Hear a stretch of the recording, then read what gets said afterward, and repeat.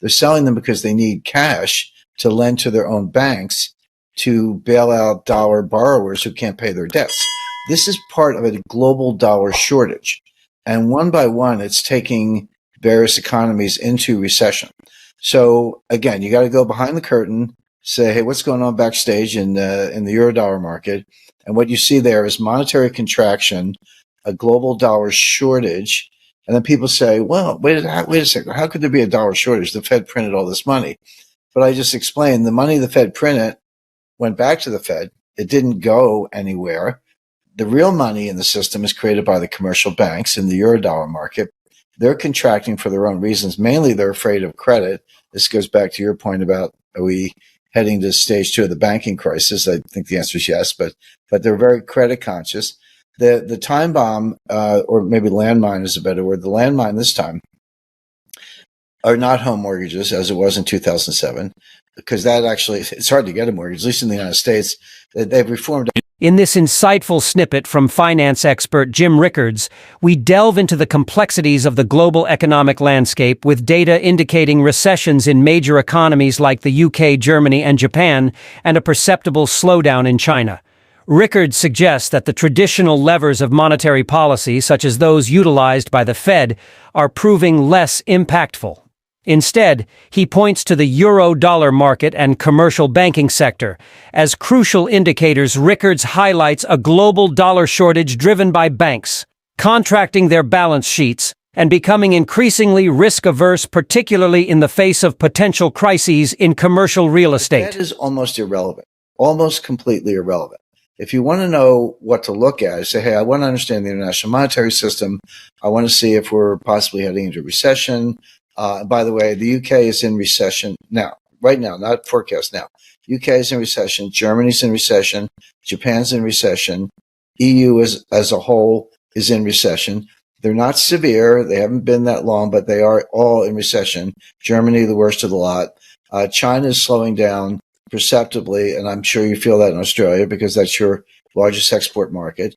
China they've tried everything. They cut rates, monetary ease, stimulus programs, government spending. None of it's working. They're just chugging along, but slowing down, running out of momentum. And again, that will have an impact on Australia.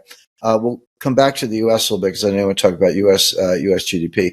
But the point is, if you really want to understand that, you have to look at the commercial banks. See, when the Fed prints money, I said it doesn't matter. Here's why. How does the Fed print money?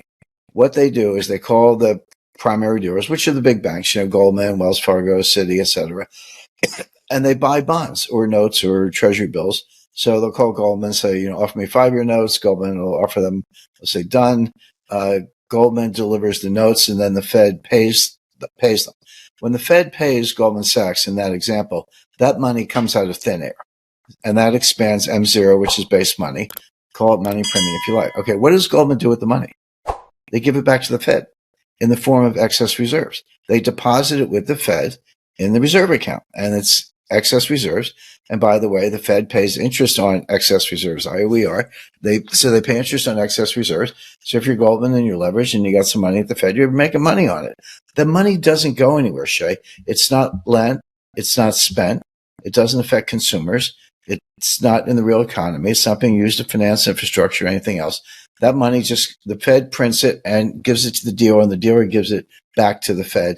And that's how they expand their balance sheet. Now, right now, the opposite is happening. But my point is going back to QE, and I lost count. It was QE. I kept track up to QE4, and then it was QE5, QE6. And then they did one QE, and they said, don't call it QE. It's like, okay, it's QE7, whatever. But none of that money made it into the real economy. It was just recycled in the form of banks putting money on deposit at the Fed and the money basically being sterilized. So where does the money creation come from that does affect the economy, that does stimulate the economy? It's from the commercial banks, and it's in the Eurodollar market. So what you have to ask yourself is, are the banks expanding their balance sheet? Are the banks lending money? Are the banks accepting various forms of collateral so that people can take leveraged positions? Forget the Fed. Look at the banks and look behind the curtain, not even at your Australian or U.S. domestic deposits. Look at the Eurodollar market, which is very opaque, very hard to get good data on it. But I can tell you what's going on there. Banks are contracting their balance sheet. In other words, where the real money, this is M1 we're talking about, which are basically bank deposits. That is contracting. Banks are reducing their balance sheet. They're more and more strict on collateral. Forget mortgages, forget corporates, forget, even AA rated bonds, even 30-year bonds. All they want are treasury bills. They want the best form of collateral, which are treasury bills, 1 month bills, 6-month bills, even a year is kind of long for this purpose. So they only want the most pristine, super liquid, least volatile type of collateral, which are very short-term treasury bills. Pardon me, and they're reducing their balance sheet. So there is monetary tightening going on, but it's not being led by the Fed is doing it, but the Fed's not having much of an impact. What is having an impact is the commercial banking system, the Eurodollar market. And this explains another phenomenon that people get wrong, which is they look at every, I forget if it's monthly or quarterly. I think it's quarterly, but fairly often. The Treasury publishes what they call the TIC report, TIC. And this is a report that shows foreign holdings, central bank holdings of U.S. Treasury securities. That's what it shows. And so if you look at China, you'll see a reduction. You'll see that China's holdings of U.S. Treasury securities are going down. So people go, aha, the Chinese, they don't want treasuries. They're dumping their treasuries. They're getting out of treasuries. This is the end of the treasury market. No, it's the exact opposite. China is desperate for dollars. They cannot get dollars from the banks, particularly Japanese banks.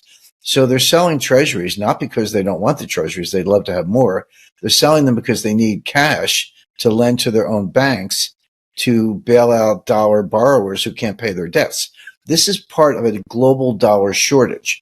And one by one, it's taking various economies into recession. So again, you got to go behind the curtain, say, hey, what's going on backstage in the Eurodollar market? And what you see there is monetary contraction, a global dollar shortage. And then people say, well, wait a second. How could there be a dollar shortage? The Fed printed all this money.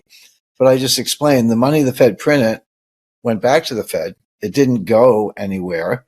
The real money in the system is created by the commercial banks in the Eurodollar market. They're contracting for their own reasons. Mainly they're afraid of credit. This goes back to your point about, are we heading to stage 2 of the banking crisis? I think the answer is yes, but they're very credit conscious. The time bomb, or maybe landmine is a better word, the landmine this time are not home mortgages as it was in 2007, because that actually, it's hard to get a mortgage, at least in the United States. They've reformed everything. It's like, the no doc, low doc, no down payment, no appraisal mortgages, forget it. You need 20% down or more.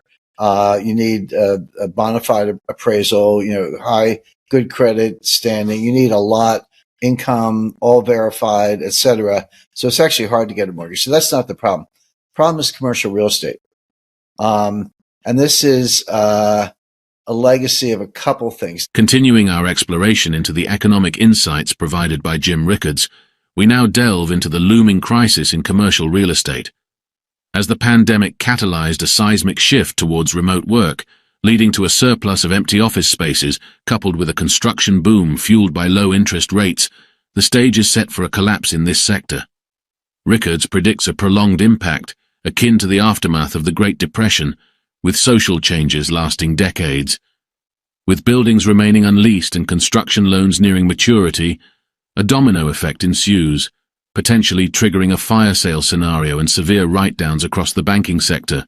Number one, the whole work from home movement, which everyone said you can't do it. Well, we were forced to do it by governments, at least.